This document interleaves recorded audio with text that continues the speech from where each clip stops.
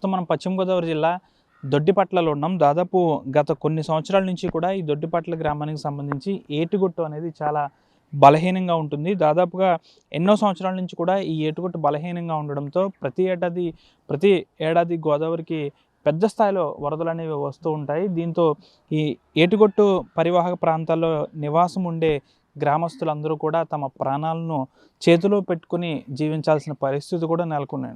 గత 4 ఏళ్ల క్రితమే ఇదే ప్రాంతంలో గోదావరికి భారీ స్థాయిలో రావడంతో గొట్టు కూడా తెగిపోయిన పరిస్థితి కూడా ఏర్పడింది. దాదాపు గ్రామస్తులందరూ కూడా వచ్చి ఇసుక బస్తాలతో కాస్త తెగిపోయిన గొట్టును పటిష్టపరుచుకున్నారు కూడా. అయితే ఆ తర్వాత రోజు గోదావరికి కాస్త వరద ఉధృతి తగ్గడంతో వీరందరూ కూడా ఊపిరి పీల్చుకున్నారు. ప్రస్తుతం కూటమి ప్రభుత్వం అధికారంలోకి వచ్చిన తర్వాత ఇక్కడ ఎవరైతే ఎమ్మెల్యేగా స్థానిక మంత్రిగా ఉన్నారో నిమ్మల రామానాయుడు ప్రోద్బలంతో దాదాపు కోట్లాది రూపాయలతో ఈ పాలకొల్లు నియోజకవర్గానికి సంబంధించి గోదావరి నదీ పరివాహక ప్రాంతంలో ఉన్న ఏటిగొట్లను పటిష్టపరిచే పనిని కూడా చేశారని చెప్పాలి. ప్రస్తుతం మనం దొడ్డిపట్ల గ్రామంలో ఉన్నాం. ఇక్కడి నుంచి కూడా దాదాపు నిత్యం అంబేద్కర్ కోనసీమ జిల్లా పంటిపై ప్రయాణాలు కూడా చేస్తూ ఉంటారు. అయితే ఇటువైపుగా ప్రయాణించే ప్రయాణికులు కూడా చాలా ఇబ్బందులకు గురయ్యేవారు గతంలో. ప్రస్తుతం ఈ ఏటుగొట్టు అనేది పటిష్టపరచడంతో దాదాపు ప్రతి ఒక్కరు కూడా హర్షం వ్యక్తం చేస్తున్నారు.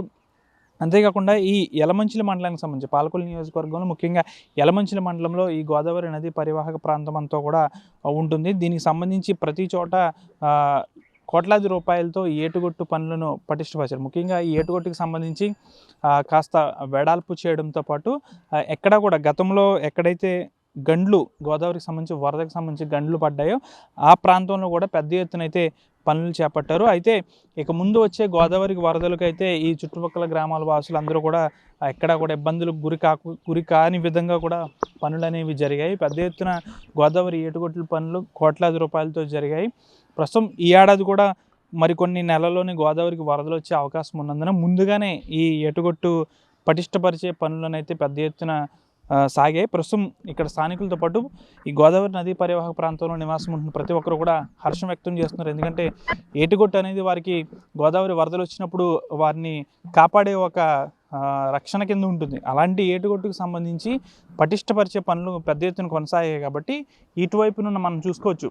ఏదైతే గోదావరికి సంబంధించి ఇటువైపున ఏవైతే నివాస ప్రాంతాలు ఉన్నాయో వీరందరూ కూడా హర్షం వ్యక్తం చేస్తున్నారు. ఎందుకంటే ఈ ఏటుగొట్టు అనేది గోదావరికి వరదలు వచ్చిన సందర్భంలో ఏటుగొట్టుకు గండి పడితే ఈ వాటర్ అంతా కూడా ఈ విధంగా ఇండ్లపై పొంగి పొరులుతుంది.